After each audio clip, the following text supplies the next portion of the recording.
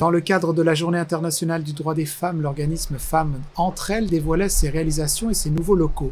Jean-Denis Laperrière a assisté à la conférence de presse. Malgré la pandémie, les femmes de la MRC du Rocher-Percé ont continué d'avancer. Des programmes artistiques ont rassemblé les membres de Femmes entre elles en personne et virtuellement. À l'occasion de la Journée internationale des droits des femmes, sous le thème « L'avenir est féministe », le Centre a inauguré ses locaux complètement repensés et dévoilé ses réalisations. Il y a eu beaucoup de démarches qui ont été faites au cours des 2 dernières années. Et étant donné la pandémie, alors il y avait des locaux, il n'y avait qu'une salle qui était disponible pour faire les activités. Alors on s'est organisé pour faire un coin plus accueillant et plus grand pour permettre aux femmes de se rencontrer. Alors ça nous permettait d'avoir 2 salles de rencontre. Et la deuxième salle, étant donné que c'est une salle qui porte au repos, à la détente, on s'est dit, comme il y a beaucoup de charges, de charge mentale, on va en profiter pour faire en sorte que ce soit un lieu pour avoir un répit. Alors, en discutant avec Karine Leblanc, oui, je m'excuse. Alors, Karine a déjà fait pour Femmes entre elles, pour son 20e anniversaire, une pièce de théâtre extraordinaire qui a été présentée à quelques reprises. Et Karine Leblanc a une approche très personnalisée. Alors, Karine a permis à ce local-là de vivre et en faisant des rencontres avec les femmes un peu partout sur le territoire et qui s'appelle Apesanteur. Nous avons aménagé une cuisine à l'avant. Alors, c'est là que se fait l'accueil. Je dis cuisine, je devrais plutôt mentionner cuisinette. Alors, on trouve que c'est plus intime quand une nouvelle participante se présente, de l'accueillir avec un café autour d'une table plutôt que derrière un bureau. Alors, la première étape, c'est qu'on voulait faire l'accueil, que ce soit plus convivial. Ensuite, on se voulait un peu plus loin l'espace de répit en charge mentale. Mais en cours de route, on a réalisé que les paniers d'épicerie coûtaient de plus en plus cher. Et avec l'aménagement, on s'est dit qu'il y aurait place pour installer une petite îlot de façon que les femmes puissent venir confectionner des repas.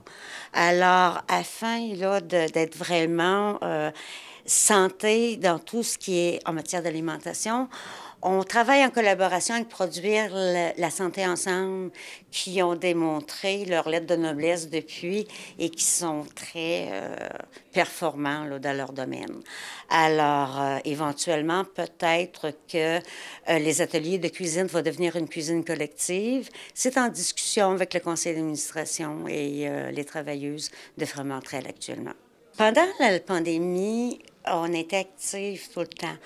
À moins grande échelle, bien sûr, mais pendant ces 2 ans, on a Andréane Rioux, qui est artiste et qui est art-thérapeute de métier, a donné des ateliers à des participantes pendant toute cette période-là et de nombreux ateliers, sans compter toutes les conférences sur les différents sujets en ce qui a trait aux arts et à l'art-thérapie qui étaient offerts. Ensuite, étant donné, nous étions cotés là, par région, on avait le droit de se rencontrer en petits groupes. Alors, les femmes que vous avez rencontrées ce matin se présentaient 4, 5 pour toujours respecter les distanciations, mais en même temps, elles venaient avec Francine. Tout le processus était de prendre leurs empreintes de pas dans le sable, dans le sable gaspésien, pour en faire une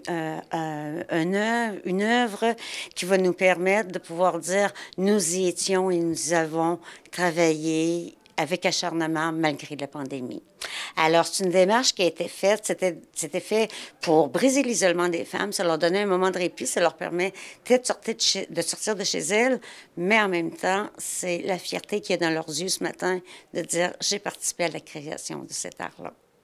Francine Laberge, artiste en art visuel, nous présente cette œuvre qui a nécessité le moulage des empreintes. Étant donné qu'on était en temps de pandémie puis que c'était l'année du 20e anniversaire de la Marche mondiale des femmes, on a essayé de penser à une solution pour être capable de rassembler les femmes pour cette cause-là aussi. Donc, on a fait une œuvre d'art participative, c'est-à-dire que chaque femme est venue mettre ses empreintes dans le sable de la Gaspésie, particulièrement du sable de Coin-du-Banc. Puis, qui ont gravé elles-mêmes des mots qui ont été significatifs pour eux. Puis, ça a donné cette œuvre d'art-là, qui est un bas-relief. Chaque pas, c'est vraiment un pas à la fois. C'est vraiment une marche. C'est comme s'il y avait 4 femmes côte à côte, pied gauche, pied droit, qui emboîtent le même pas pour la même cause. Donc, ça a quand même une signification avec ce petit fil conducteur-là, qui est la ligne conductrice qui réunit aussi toutes ces femmes-là dans une même cause, un même combat. Bien, c'est une technique que j'affectionne particulièrement. Là. Ça fait longtemps que je fais des projets de moulage avec du plâtre, soit dans le sable ou peu importe. J'utilise beaucoup cette technique-là dans mes propres travaux, puis aussi dans des événements. Donc, c'est quelque chose que j'ai du plaisir à faire, puis du plaisir aussi à faire participer les gens. 16 femmes ont participé à la création de cette œuvre, dont Diane Leboutillier. Pour elle, c'est important de souligner cette journée.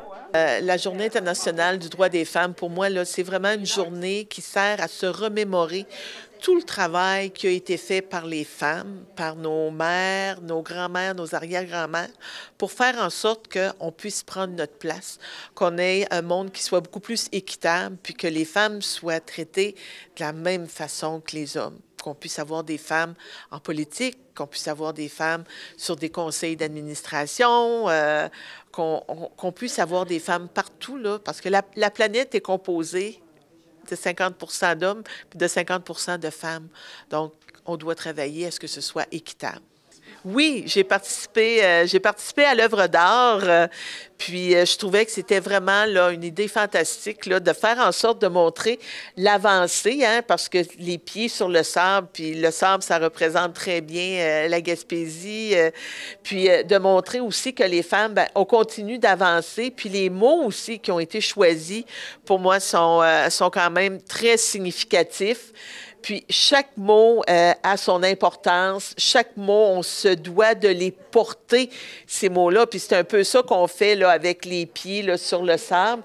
Puis pour moi, ce qui était important, c'était les mots que j'avais choisis, c'était avancer et ténacité, parce que c'est important pour les femmes de continuer d'avancer, parce que les combats qui ont été menés, c'est pas des combats, c'est pas de l'acquis. Donc, on doit toujours être très vigilant sur ce qui se passe, puis on doit continuer aussi d'être très tenace pour continuer d'avancer dans la vie, puis de pouvoir défendre aussi toutes les valeurs qu'on porte. Puis c'est ce qu'on voit là, des valeurs de paix, d'amitié, de courage, d'harmonie, de justice. C'est vraiment ce que les femmes veulent. Puis quand on implique des femmes quelque part, c'est toujours meilleur pour le monde. Ça fait un monde meilleur. C'était Jean-Denis Laperrière à Chandler.